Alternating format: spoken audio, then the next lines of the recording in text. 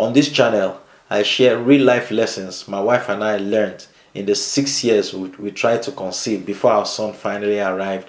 And so there are some lessons I learned, and I thought I should put these lessons out there so someone who may be going through the same situation will find hope and encouragement in some of these lessons that we learned along the way. Some of the things we did, some of the things that apply to us may also apply to you, and so you may want to do well to use this information, because somehow, as we traveled far along through our journey, there are some things that we know now that we wish we knew back then. Some things that caused us to panic back then that won't cause us to panic anymore because of the experience. And so I just hope that this video meets you in the right time and you get to find the right encouragement in the videos. My name is Henry Kumba and you're welcome to my channel. If you've not yet subscribed, please click on the subscribe button and turn on the notification so we can travel this journey together.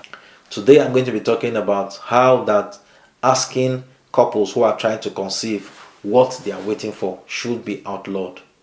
When my wife and I got married, we relocated from the states where we're living to a new place to stay. And so in the process, we lost contact, we lost touch with some people who we're seeing every day, maybe because of our work, because of our place of worship, because of business, because of where we live. We lost contact with some of them. Although some of these persons knew we're married, some didn't know we're already married. And so along the line, sometimes we are bound to meet, bump into some of them. Some come into town where we live now, or sometimes when we visit those places, from those states from where we left, to come settle in a new town.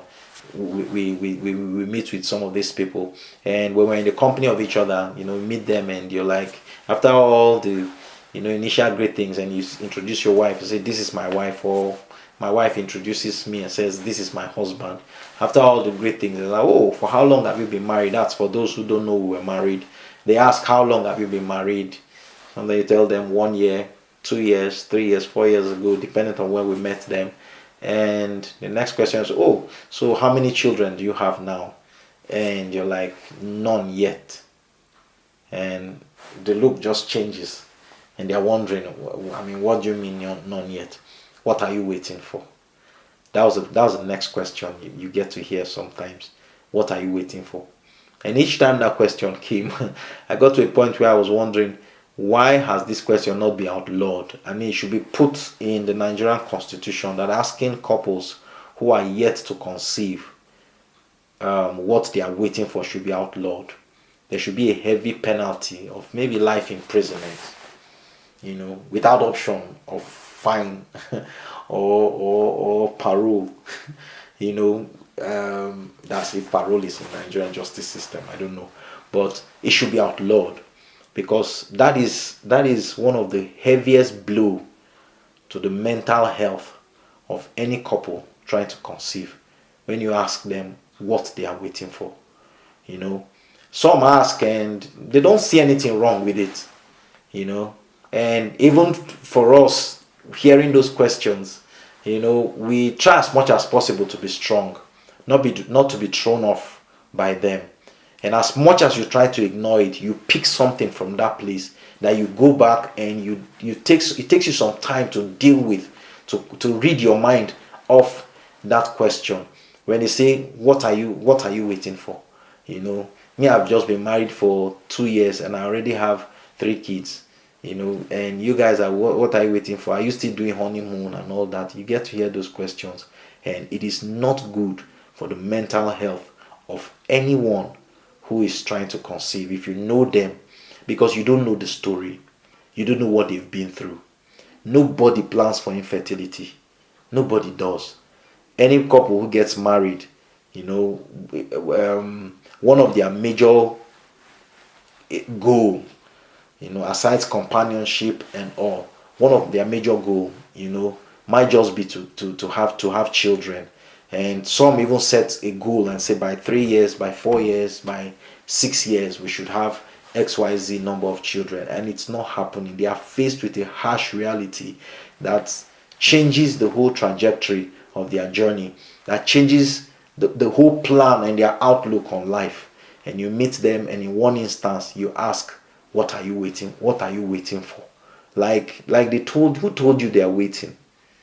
Who told you they're waiting? You don't have all the facts. So let's go easy on asking couples who are yet to conceive what they are waiting for. They're not waiting for anything.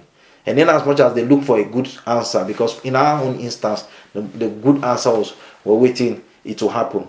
It just hasn't happened yet. Sometimes we'll say, well, God will bring children. And some agree with you and say, yes, God will bring children. But there are those who, after you give them this answer, okay, children will come, we are waiting, it's only a matter of time, children will come. You tell them those questions and they say, they should better come. Oh, don't you know you are getting old? It's like driving another nail. Driving another nail so don't go out there if you don't know their story. Please let me know in your own case, if this applies to you. In your own case, what were the best answers you were given? Please leave that in the comment section. I would really love to hear what was the best answer you gave to someone who told you what you were waiting for, or said, don't you know you're getting old, and all that. I'd like to know in the comment section. So please leave me a message in the comment section, let me know. But I still want to reiterate that asking couples who are yet to conceive what they are waiting for, I think it should be outlawed. And if you're the kind of person that asks those questions, please stop. There are 1,001 other things to tell them, other than asking what they are waiting for. To you, it might just be a way of opening up and whatnot. But to them, it's load on their shoulders. It's load on their shoulders. And let me just throw this in.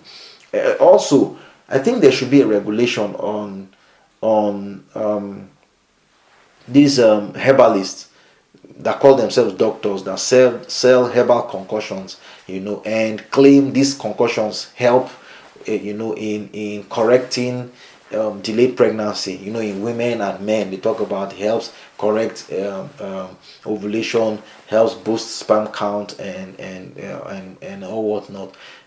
I think there should be a regulation around it. And some people actually have, who haven't been able to prevent or stop the urge to try some of these things, have gone ahead to try them and have complicated their issues. If you're someone who patronizes those people, I advise you stop. They don't know what they are saying. Outrightly, they don't know what they are saying.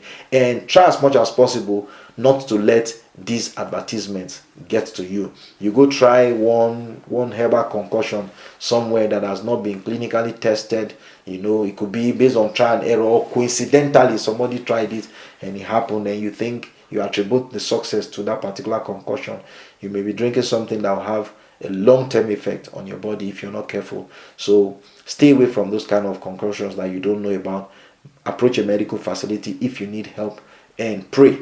Stay in faith, and pregnancy is sure going to happen. So let me know what you think about this video in the description, in the comment section. And if you've not yet subscribed to my channel, please click on the subscribe button, and so we can travel this journey together. Remember, miracles take a little time, and you are not alone. So from me, it's bye-bye, and stay positive.